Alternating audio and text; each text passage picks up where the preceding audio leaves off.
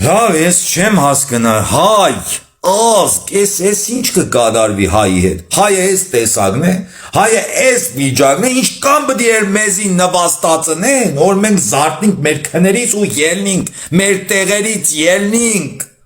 Սե գերգրի վարճապետը բանը կնոջը իրա մանգասակ երեխու մոտը մատ թապկուտա վերեն ու փախնով կանվանեն, ազգային ժողովի նախագահ քաղաքացուն կքրվե ու միլիցեկին հրաման կուտա բռնեն փագեն, մեկ քանի վաղտ առաջ քաղաքացուն բանը բռնել կուտա իրա ախրանայով թեկեկը վերեն ու պատասխան չի տա, հա լավդ կան մարսինք, մի օրը բդի պորտկան կես մեր հանդեն համպերության բաժակը եվ բդի լացվի,